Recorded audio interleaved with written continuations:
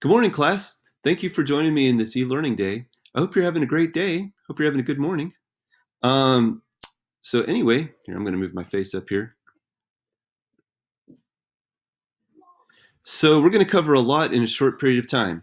I'm going to try to finish this video as quickly as I can for you, but yet at the same time cover everything that you need. So today we're talking about proportional relationships. We're still in chapter 3, and today we're specifically looking at rate of change. So go ahead and pause the video and write in your notes, rate of change. Tuesday, November 3rd. Today, what are we doing? We're going to calculate the rate of change. What does that even mean? Okay, now that you're back, hopefully you paused the video and wrote that down, or you're a fast writer. What does rate of change mean? Well, if we've seen it in some of the examples in school, it's how much things are changing. Miles per hour, that's a rate of change. When we looked at ratios earlier last week, ratios are usually a rate of change if things are changing. But if we're looking at a graph, rate of change just means your slope. So when you think of rate of change, just think the slope when you're graphing. It's the slope of the line. The line's going up. How quickly is it going up? That is the rate of change. So remember, slope is a ratio of what over what? It's the ratio of rise over run. How much are you going up based on how much is it going back and forth? Now, if you remember, the rise is your dependent variable. What we do going up and down is what is dependent upon the run. In other words, rise is usually like how much money you earn, and the run would be how many hours you work. Or the rise could be how far you traveled, and the run would be how long were you driving.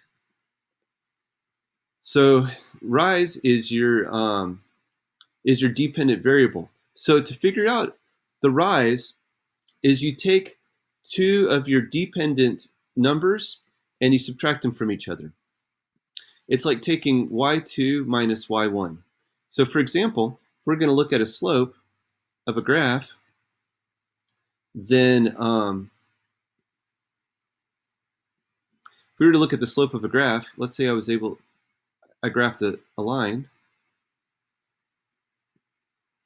then I would see how high is one point and how high is the other point. Let's say that this point right here was the coordinates 1, 2, and this point up here was the coordinates 3 and 5. Let's say it had a height of 5. So what you're going to do here is you're going to take your y2, which is 5, minus your y1, which is 2.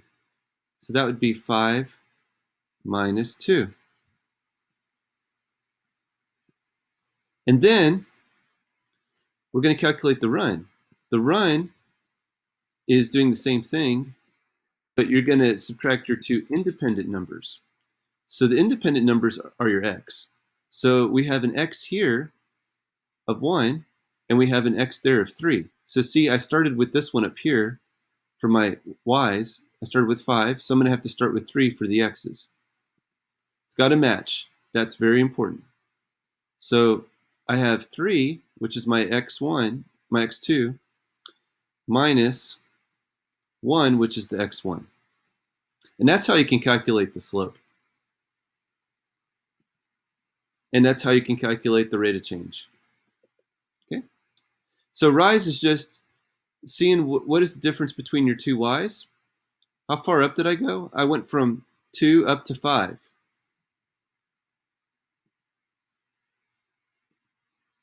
So going from, here, let me pick a better color. So going from 2 up to 5 is basically 5 minus 2. That's a difference of 3.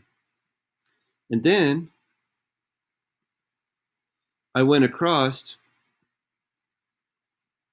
from 1 to 3, and that's a difference of 2. So the slope is 5 minus 2, which is 3,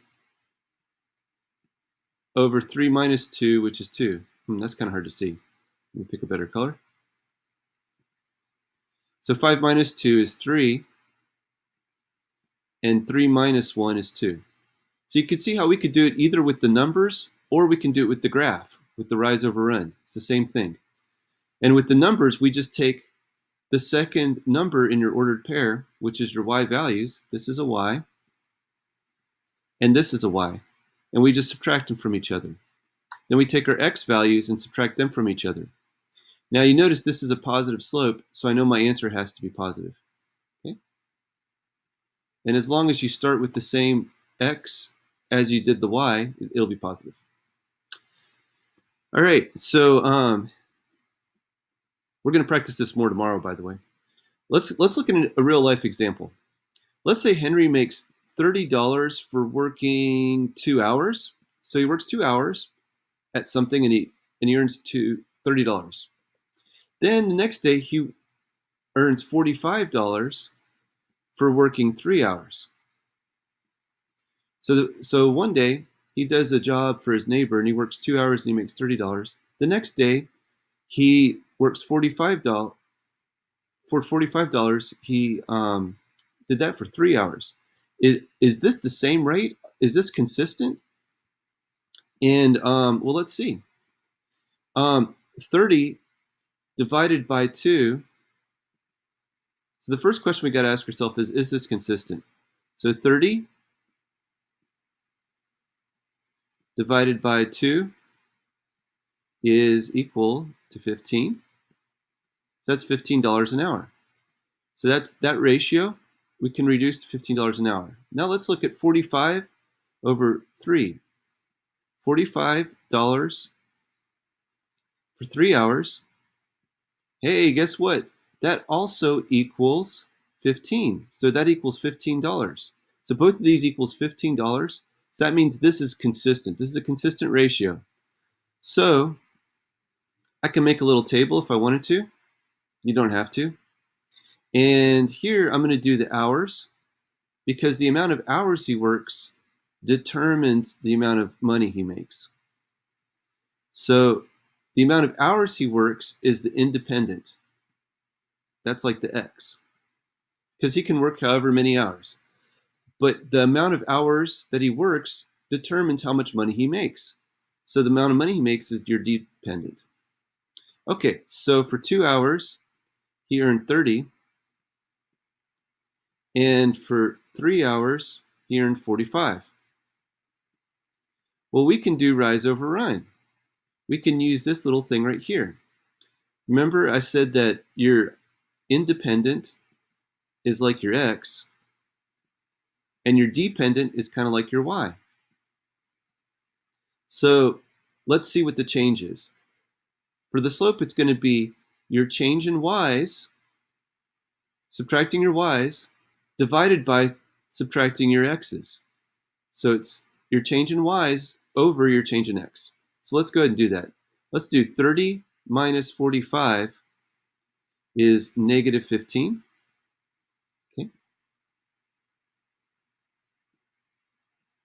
And 2 minus 3 is negative 1. That's going to equal, negative over negative is a positive, right? So that's 15 over 1. And that's our slope.